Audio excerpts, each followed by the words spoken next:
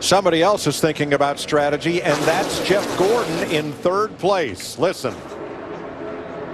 That's the deal right there. I think Jimmie will wait, but I don't know if that one's going to wait. That's what I'm watching. I'll keep you posted on it. Talking about the one of Jamie McMurray. Now, McMurray, you heard in the pre-race, wasn't sure if he's locked into the 500 or not. Our prediction, our data shows that McMurray, who you see there in that red Chevrolet, would have a car owner point provisional and would make the race if he doesn't finish in the top 15. I'm not sure if his team has worked the same data that we have, or if he thinks he's got to race his way in. Yeah, I'm not sure either, but one thing I am sure of, Mike, is that Toyota has got 4 basically Hendrick Chevrolets lined up behind him.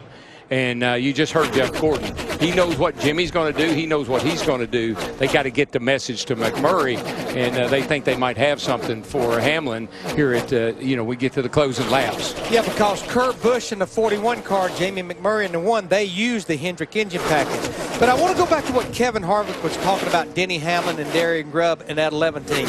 If you can truly go 44 laps on fuel, that means you're about 16 miles or 60 miles short on fuel, 30 miles short on fuel. So they needed about 4 to 5 gallons of fuel. It's definitely borderline that they got that much fuel in it in that short of time. It's going to be right on the mark. How about it, Krista? Did they? Well, I asked the guys. They said yes, they have enough fuel. Then they paused and said, it's going to be close, but we have enough. Yeah, because these cars with this restrictor plate, they get about 6 miles to the gallon. So again, they needed about 30 miles worth of fuel. A little less fuel, a little less weight, a little faster car. Back to the transfer spot, and that's where Iowa's Landon Cassill sits right now in that number 40 Chevrolet. He is drafting off the lapped car of Morgan Shepherd. Shepherd 1 lap down, trying to race his way into the 500. And behind them by quite a distance are Terry and Bobby, the Labonte brothers. So the way things stand right now, Kurt Busch would race his way in. Bobby Labonte would be the 43rd starter for the 500 based on the champions provisional. And some of those rookies and some of the teams that really were running up front early in the race, they've kind of found their way. They've migrated toward the rear of the field now, and some of those guys are in jeopardy of not making this show. Early on, it looked really good for like Landon Cassill and several of those guys, but right now they're sitting on the bubble. Yep, for Cassill, it is going to be close.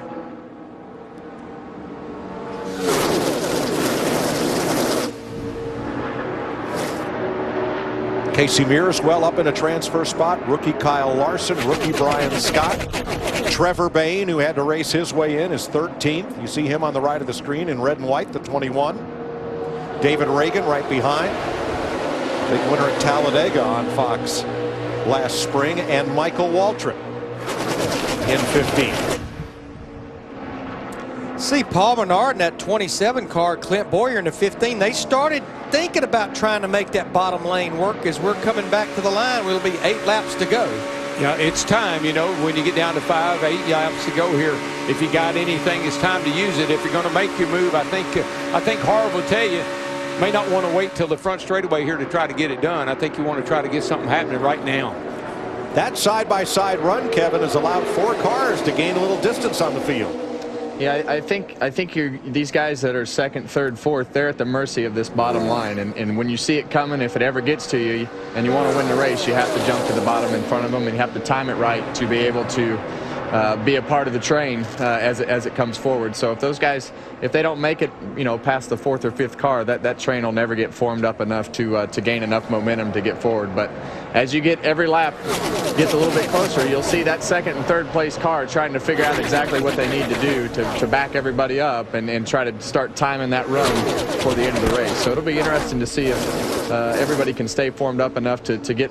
Oh, 3 wide and contact there.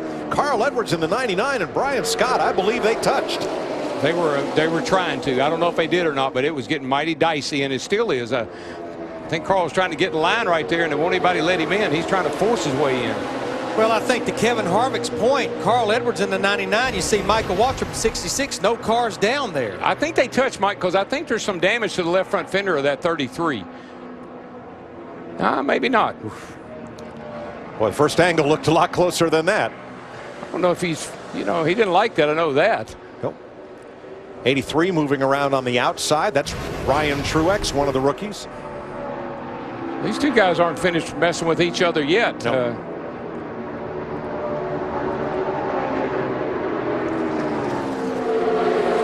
Right now, there's just not enough drivers even remotely close to being in that bottom line enough to make it work. I think that's why these drivers, you just saw Brian Scott in the 33 just almost forcing his way up into the high line. Ryan Truex up there in a qualified spot, and look at Kyle Larson go on the inside. I'll do it. He get a launch. I'm a rookie. I'll do it.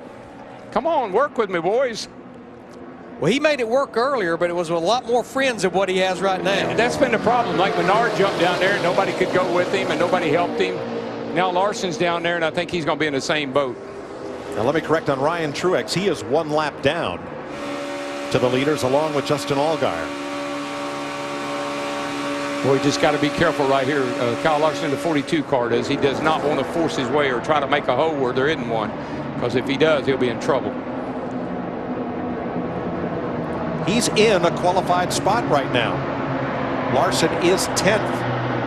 Here comes Truex around the outside. Look at Michael Waltrip in that 66. He just drove to the bottom, put Carl Edwards in the 99 in the middle, nowhere for him to go. Poor old Carl saying, what in the world is going on? Is everybody going to pick on me? So we're getting a little dodgy up there. Now Larson, the 42, is 11th. Waltrip in the 66, 12th. With Trevor Bayne, Carl Edwards, David Reagan, and the 40, Landon Cassill, is still in the last qualified spot. So all these cars, except the lap cars, the 51 of Allgaier and the 83 of Truex, they're in the 500. Right now, you know what? You do whatever you got to do to get the thing in the show. That's what you got to do. You can apologize for what you did later, but not right now. You got to go like to win.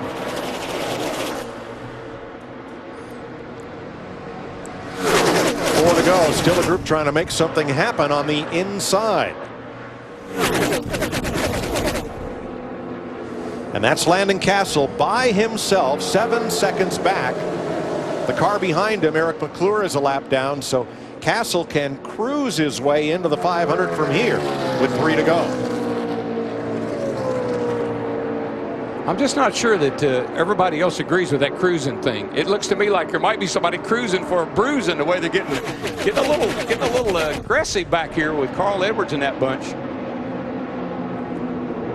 Now that's very possible up at this end of the field.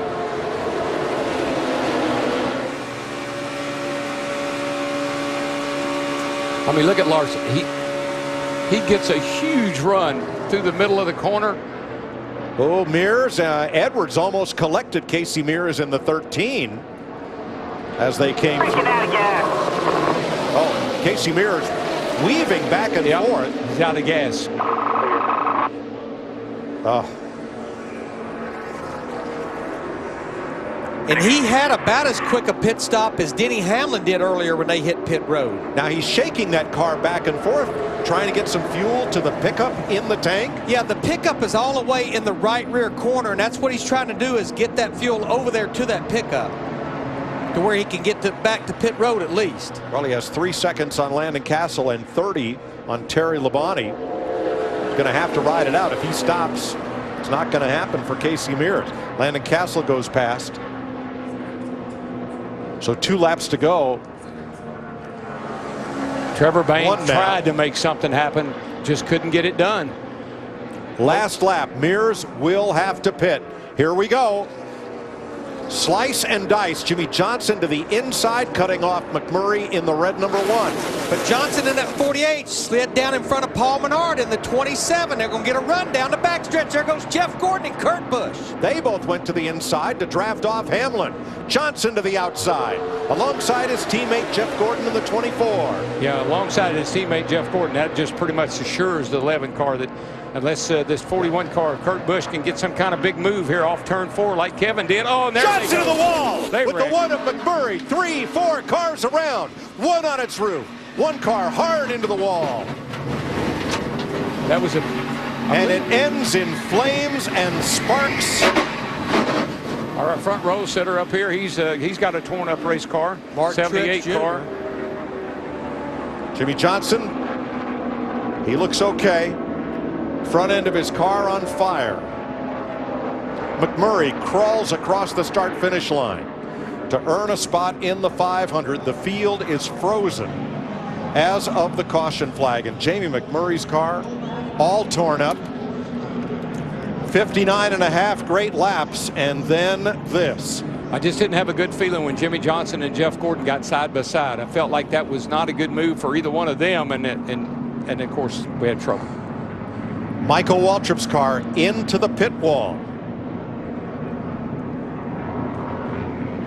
And Michael moving around in the car, trying to get unhooked. He nailed the end of that wall pretty good. Yeah, he actually had hit the inside wall before pit road first. David Reagan. David Reagan's car. The winner at Talladega, his car all torn up. And you know what? This changes everything. I mean, what's the results going to be now with all these cars wrecked? And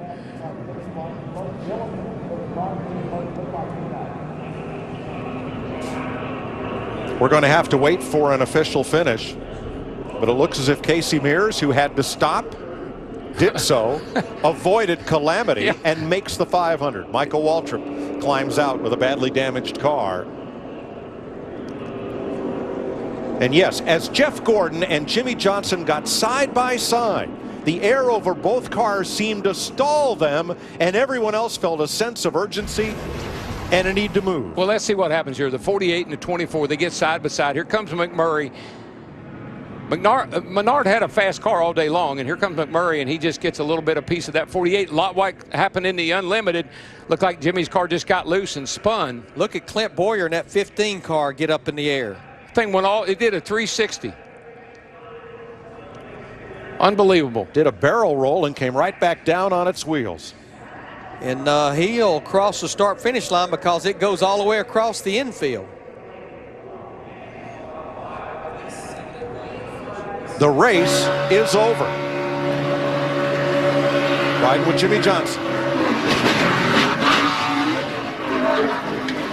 That car just stepped out a lot like it did Saturday night, Mike, when somebody got alongside of it. Man, and then he just nailed McMurray again. That was some hard hits there, folks.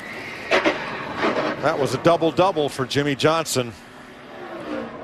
Here's another look. Just this little bit of contact right there between the 1 and the 48. Yep, just enough brush on the back corner there to spin him around. And watch the 78 Truex. He was going to start on the front row of the 500. And he jumps on the brakes but comes right into it and tears that car up pretty badly before it's all over. Yep. Now, remember the Labonte brothers who were 30 seconds back of the field? Yeah. I believe they both drove their way into the 500 in this. Yeah, unofficially, they're both in the top 15. Oh, me. Clint Boyer got enough air time to qualify for his pilot's license right here. 2x2. Middle's open. We're upside down. Fine, nothing else is going to hit you. Stay buckled in. Stay buckled in. Stay buckled in. Nothing else is going to hit you. You're not hitting anything. Turn left if you can. Turn left if you can. Turn left if you can. Finish the race. Start finishes at your pit box. Start finishes at your pit box.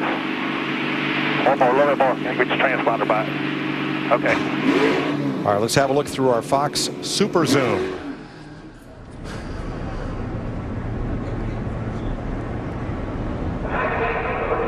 Just that little bit of contact at 195 miles an hour. Yep. These cars results in this. They're so sensitive, and particularly down on that corner right there. And Kyle Larson made it through. Clint Boyer made it up and over. David Reagan head on into the safer barrier on the inside of the track. And we will be back with Fox Sports Live after the break to sort all this out. Oh, by the way, Denny Hamlin awaits in victory lane after a wild power on the last lap of the Budweiser Duel.